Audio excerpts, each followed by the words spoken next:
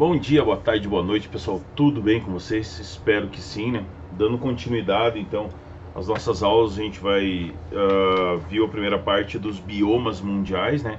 E agora a gente vai entrar na parte dos biomas brasileiros. E nessa aula a gente vai falar sobre a Amazônia, o Cerrado e a Caatinga, tá? O bioma brasileiro, eles são regiões que compreendem grandes ecossistemas constituídos por uma comunidade biológica com características bem semelhantes, tá? Segundo o IBGE, né, que é o Instituto Brasileiro de Geografia e Estatística, o Brasil possui 6 biomas, tá? Separados em Cerrado, Amazônia, Caatinga, Mata Atlântida, Pantanal e os Pampas. Começando pela parte da Amazônia, né, o bioma da floresta amazônica. Então, ele compreende uma área na qual se encontra a maior floresta tropical do mundo, tá? Ela se estende por 9 países da América do Sul, sendo a sua maior proporção localizada no Brasil e ocupa cerca de 40% do território brasileiro. É o maior de todos os nossos biomas e a característica da biodiversidade dele é gigantesca, tá? Porque ele tem a presença de diversos ecossistemas e essa biodiversidade da fauna e da flora que torna ele o maior bioma do mundo, tá? Ele compreende uma região constituída pela maior bacia hidrográfica do mundo também, tá? Que é a bacia amazônica. A fauna e a flora da Amazônia são os principais representantes, né? Os cartões postais da Amazônia são a onça pintada, o boto cor-de-rosa, a arara azul, capivara, tatu, cobras das mais diferentes espécies, entre elas a cascavel, a jararaca. A flora é constituída por aproximadamente 30 mil espécies, das quais, dentre elas, né, 100 mil existentes apenas na América Latina, tá? Entre as espécies de plantas mais conhecidas, nós temos a Vitória Régia, que são características de igapós, né? Que é aquela planta que ela fica sobre a água grandona, que ela produz flores, a flor dela é muito bonita, né? A hidrografia do bioma amazônico, ele pega uma região que abrange a maior bacia hidrográfica do mundo. A bacia amazônica, ela tem 20% de toda a água doce do planeta. Então, por isso que ela é tão vista, né, em termos de mundo, pela quantidade de água doce que tem disponível na bacia amazônica. É o principal e o maior em volume de água, tá? O rio Amazonas, recebendo vários afluentes dentro dele. Então ele se torna o maior rio em volume de água. O clima, ele é quente e úmido durante praticamente todo o ano, né? Apresentando uma grande umidade relativa do ar. O índice pluviométrico, né, o índice de chuvas também é elevado, sendo mais de 20 milímetros de chuva provenientes da própria floresta, tá? Ai, tem muita claridade aqui. Então você tem um índice de chuva muito grande na região também. A vegetação do bioma da Amazônia, ela se divide em mata firme, mata de várzea e mata de igapó. As matas de terra firme, elas compreendem os estratos mais altos, né? As partes mais altas da floresta que não são inundadas. As matas de várzea são áreas inundadas durante os períodos de grandes chuvas do ano, né? E as matas de igapó são os estratos mais baixos dessa vegetação e apresenta o local inundado durante o ano todo. O solo é bem arenoso e apresenta uma camada de humus, né? Que o humus é aquele material que é a base de decomposição de flores, frutos, restos de animais, folhas, galhos, árvores que caem e apodrecem ali, né? Mas apesar dela conter essa camada de humus, o solo é muito arenoso e apenas cerca de 14% de toda a região é considerado um solo fértil para práticas agrícolas, né? Que precisa de um solo mais conciso, mais denso. Para isso, o solo arenoso é muito disperso, ele não retém muita água, ele deixa a água passar rapidamente. Então, apenas parte do território só pode ser utilizado para práticas agrícolas. Essas características são as características básicas da Amazônia, né?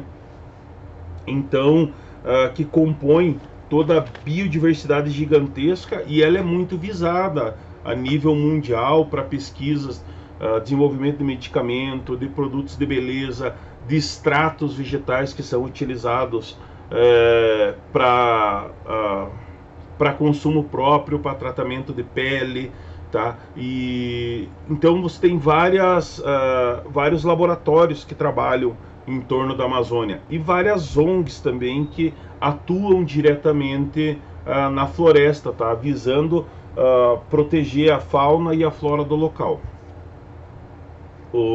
Depois da Amazônia a gente vai para o Cerrado, né? Que é considerado o segundo maior bioma da América Latina e do Brasil. É conhecido como a savana brasileira. Tem uma biodiversidade muito grande e tem um potencial aquífero bem elevado, tá? Esse bioma, a característica dele, você tem vários contatos geográficos que ele entra, né, em contato com outros biomas em torno dele. Então são as fitofisionomias do local, que é o que separa, né, esses biomas. Então, ao norte do Cerrado é o limite com a bacia amazônica, ao leste e ao nordeste com a Caatinga, ao sudoeste com o Pantanal e ao sudeste com a Mata Atlântica. Então ele fica bem entre esses contatos geográficos, né? Essas regiões geográficas de transição. A fauna e a flora do local tem uma grande diversidade biológica, com cerca de 840 espécies de aves, 185 espécies de répteis, 194 espécies de mamíferos e 150 espécies de anfíbios, tá? Isso são as que foram catalogadas. A gente sabe que a evolução é constante, então as espécies elas mudam no decorrer do tempo, tá? Elas vão se alternando no decorrer do tempo. Os principais representantes da fauna do Cerrado são o tucano, o tamanduá-bandeira, o lobo-guará, a onça-pardo, o veado campeiro, que são os cartões, digamos, os cartões de visita do Cerrado, tá? Apesar dele conter uma variedade muito grande, a fauna do Cerrado ela não é totalmente conhecida, principalmente em relação ao grupo dos invertebrados, né? Então, como eu comentei com vocês, você tem várias espécies que podem ter naquela região ainda e que ainda não foram descobertas devido a falta de pesquisa, a área é muito grande para você conseguir pesquisar toda ela, tá? Dentro da flora, os estudiosos em geral eles afirmam que tem cerca de 10 mil espécies de vegetais que já passaram por identificação, fora o restante que não foi identificado, né? Muitas espécies são usadas para fins medicinais e para alimentação. Nós temos o ipê, a caigata, o angico, o jatobá, o pequi, o barbatimão, entre outras plantas, né, que são características desse local. A hidrografia dele, ele abriga nascentes dos principais rios brasileiros. Segundo o IBGE, 9 das 12 bacias hidrográficas existentes no Brasil se localizam no Cerrado, tá? Então, existem grandes aquíferos, como o aquífero Guarani, o aquífero Bambuí, que dentro dessa área ele é considerado o berço das águas doces, né, do Brasil.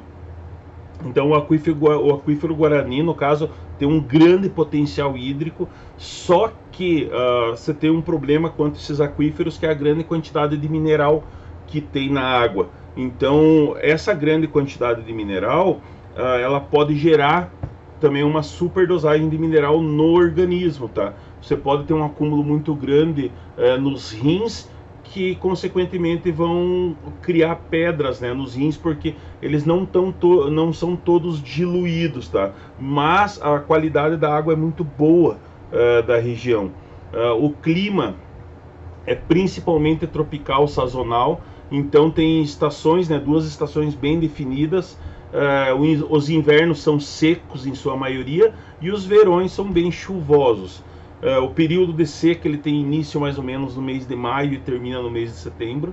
Já o período chuvoso ele se inicia em outubro e se finaliza em abril. E a média pluviométrica é alta, tá? Cerca de 1.500 milímetros de chuva ao longo do ano, com temperatura média de 22 graus, variando ao longo desses períodos, tá? Você tem os picos de temperatura mais alta e os picos um pouco mais baixos. Claro que não se compara aos picos mais baixos às temperaturas que nós temos aqui no sul. A vegetação do cerrado, ela apresenta uma vegetação bem distribuída em formações savânicas, né, em formação de savanas, formações de florestas e formações campestres. Então se forma aquelas ilhas de vegetação no local, né? Você tem locais mais abertos, que são as savanas, você tem as formações florestais, que são áreas de floresta mais fechado, e formações campestres, que são campos, né? Que você tem alternância de plantas, de vegetais um pouco mais altos e de vegetais mais baixos, como os arbustos, tá? Então por isso que ela tem essa transição muito grande entre os outros ecossistemas, né, em torno dela. Então, além das árvores de troncos que em sua maioria são tortos, né, tortuosos, e podem apresentar até 20 metros de altura, você também tem os cactos e orquídeas no cerrado. A vegetação do bioma, né, você tem uma coloração diferenciada, por exemplo, da Amazônia. A Amazônia, a coloração é bem verde, as plantas são bem verdes, e isso se deve à incidência solar. Então, no cerrado você tem tonalidades de verde, amarelo, tons marrons, né? E é pela própria incidência solar, que é muito grande naquele local. Então você tem essa descoloração, né, das plantas e dos vegetais pela incidência do sol, não diminuindo a capacidade deles de realizar fotossíntese, tá? Mas a incidência solar ela pesa muito na coloração das plantas. O solo dos cerrados são de períodos muito antigos, do período terciário, e se caracteriza principalmente pela profundidade e pela capacidade de drenagem do solo. Então eles são bem porosos, né, e bem permeáveis. E isso é característico de solo assim, que sofre muita erosão. Então isso propicia o processo de lixiviação do solo, né, que é o processo de erosão que ocorre pela lavagem do material. Então o índice de chuva quando você tem o período chuvoso é muito grande, e a lavagem do solo, essa quantidade de água que cai no solo e é drenada, é muito grande também, e isso provoca uma erosão muito grande no solo. Ele se divide, né, em latossolos e podissólios. Os latossolos são mais avermelhados e possuem uma acidez muito grande e são pobres em nutrientes, e isso é diretamente ligado a esse processo erosivo que ocorre pela camada da lavagem da camada superficial do solo, né? Então ele não retém uma quantidade de nutrientes, isso aumenta o pH do solo e, em contrapartida, torna ele ruim para o plantio, tá? Porque o pH é muito alto e você tem uma pobreza de nutrientes nesse solo também, e isso é ruim porque você não consegue manter essa concentração de nutrientes, então você não consegue plantar nele. E os solos podissólios, que são argilosos, né, apresentam uma coloração mais escura. e sofrem também um processo erosivo muito grande, tá? Apesar dele conter uma quantidade de nutriente um pouco maior, você tem esses processos erosivos devido ao solo ser muito argiloso, ele deixar passar muita água por ele, e isso contribui para o processo de erosão desses solos. Então, você tem as causas que são colocadas em cima, né? Você tem a devastação, a degradação das áreas, a derrubada das matas, e tudo isso contribui para que o empobrecimento do solo seja muito grande também, tá? Ele acaba não retendo essa quantidade de nutrientes que é importante para manter a saúde do solo, e você não consegue uma riqueza desses nutrientes para conseguir plantar e colher nessa região. Então as colheitas são poucas, né? Em pouca quantidade, as plantas não crescem demais, né? Na região devido a essa característica do solo. As árvores que chegam a 20 metros de altura são árvores com raízes mais profundas, que se enraizam nas profundezas do solo. Então você tem as plantas, né, que nós utilizamos na alimentação e nos plantios, elas são características de solos ricos em nutriente e com uma camada superficial de nutriente no solo, e é o que não ocorre nos latossolos e nos solos argilosos, que são do cerrado. E tudo isso contribui, né, para essa pouca capacidade de produção de alimentos nessa área. A Caatinga, né, o bioma da Caatinga, ele compreende 10-11% de todo o território brasileiro e ocupa boa parte da região nordeste até a porção norte de Minas Gerais, tá? O nome do bioma teve origem indígena e significa floresta branca, e isso remete assim às características do terreno, né? Então você tem uma vegetação muito seca ao longo da estação, que você tem baixo índice pluviométrico, e é considerado o bioma mais seco do Brasil, devido ao baixo índice de chuvas, né? A fauna e a flora pelo que estudiosos e pesquisadores levantam, que a Caatinga é um bioma exclusivo do Brasil, que não é encontrado em nenhum outro lugar no planeta. Por isso que a maioria das suas espécies, das espécies que vivem ali, elas são endêmicas, elas só ocorrem na Caatinga.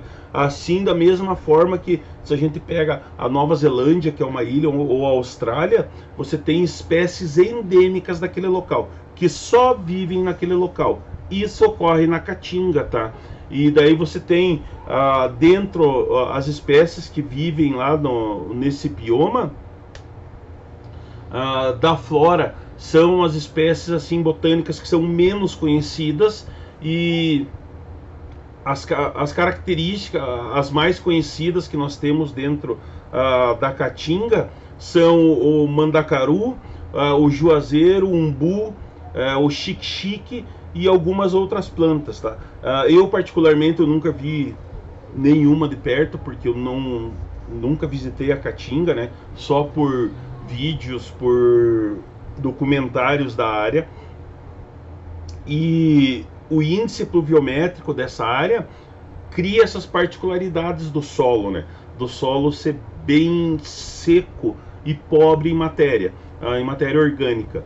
A biodiversidade da fauna, né, dos animais é grande, é relativamente grande, compreendendo mais ou menos 178 mamíferos, 590 aves, 177 espécies de répteis, 79 de anfíbios, 241 de peixes e 221 espécies de abelhas, tá? Os principais representantes do local é o jacaré do papo amarelo, a jiboia, a ararinha azul, o cágado e o soldadinho do araripe, que são endêmicos dessa região. são animais que a maioria você só encontra nessa região, então são características endêmicas dela. Quanto à hidrografia da região, a Caatinga é caracterizada por ter rios intermitentes, tá? São aqueles rios que secam durante determinado período determinado período do ano. Então você tem a época de chuva, se forma esses rios, a época de seca, esses rios secam. São poucos os rios perenes, né, dentro desse bioma, que tem um fluxo contínuo. Dentre deles nós temos o Rio São Francisco, que é um rio perene que dura o ano inteiro. Os outros rios a maioria são intermitentes, né? Secam durante o período de seca e tem um volume de água durante o período de chuva. Os rios da Caatinga, eles nascem lá na cabeceira das serras e das chapadas, e o lençol freático da região, ela é abrangida por esse bioma que, por possuir um baixo nível de água, em virtude dessa escassez de chuva, né? E o solo sendo pouco permeável. Então ele é um solo mais conciso, mais duro, e ele deixa pouca água passar. Então isso contribui para baixa manutenção de água no local. Então você tem uma porcentagem pequena de água nesse local, né? E isso está ligado diretamente à estrutura do solo, por ele ser pouco conciso, ele ser muito duro. O clima é semiárido, então a principal característica desse bioma tem um baixo índice pluviométrico durante o ano, mas pode chegar a 800 milímetros de chuva ao longo do ano, e possui assim dois períodos bem distintos, um período de chuva e um período de seca. Nos períodos chuvosos, os índices pluviométricos podem chegar a 1000 milímetros de água por ano, e os períodos de seca ele cai para 200. E isso contribui diretamente para a temperatura do local também, né?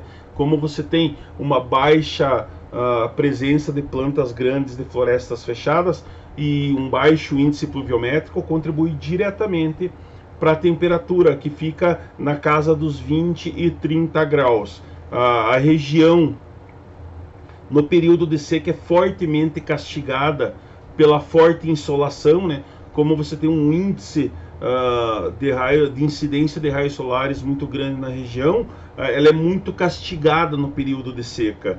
Então isso contribui para que a vegetação apresente características bem específicas, tá?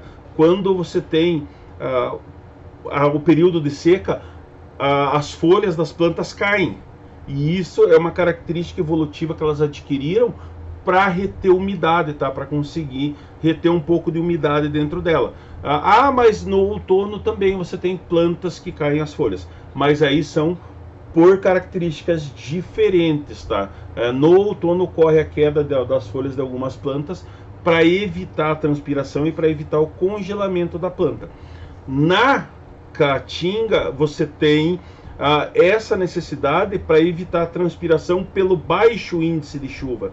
Então as plantas, né, as características das plantas, elas são baixas e tortas devido ao crescimento dela, e a paisagem é composta em sua maioria por arbustos e cactos, e daí você tem essa adaptação das plantas para reter líquido dentro delas, e essa adaptação é chamada de xeromorfismo, que é a capacidade assim das raízes da planta reter água. No caso dos cactos, o próprio corpo do cactus se adaptou evolutivamente para reter água. Lembrando que os cactos ele não possuem espinhos verdadeiros, né? Aqueles espinhos do cacto são aculiares, então são modificações das folhas para diminuir a transpiração da planta. As raízes dessas plantas geralmente elas cobrem boa parte do solo em torno delas para conseguir captar o máximo de água possível, tá? Os solos eles variam de solos rasos.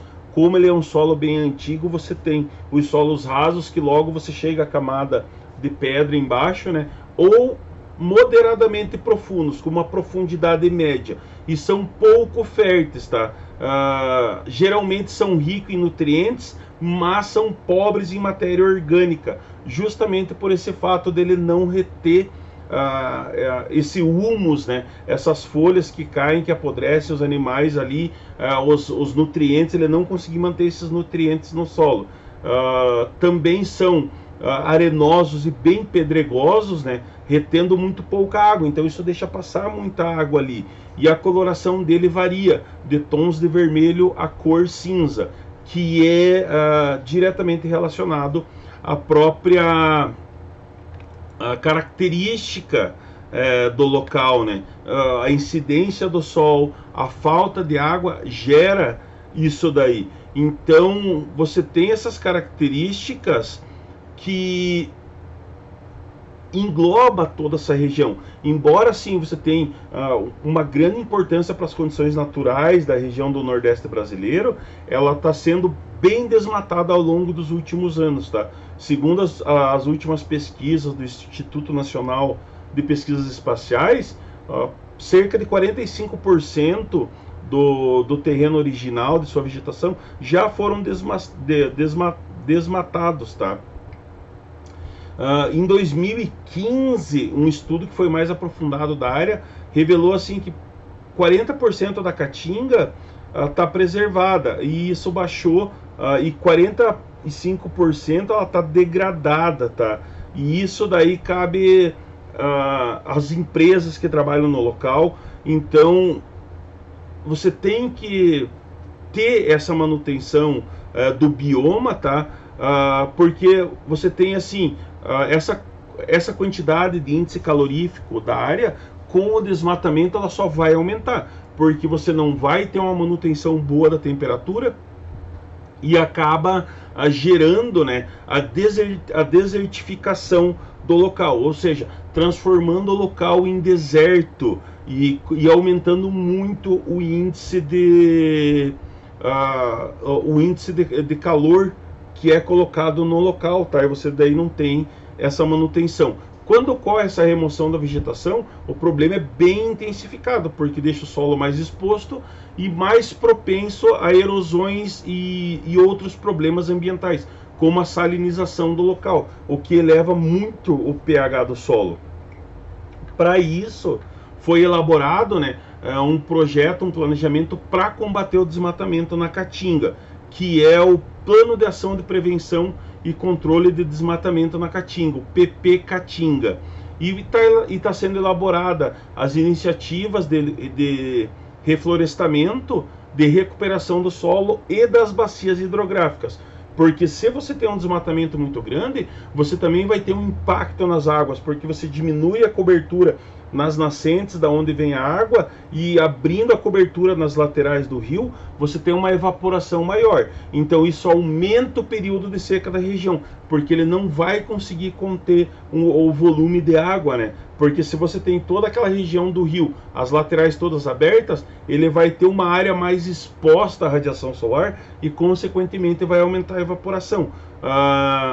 E isso acaba auxiliando o processo de degradação desse solo, tá? Claro que tem que priorizar essa sustentabilidade na região, né, de uma forma ou outra, para que ela consiga ser restaurada ou ser mantida as características iniciais da região, tá?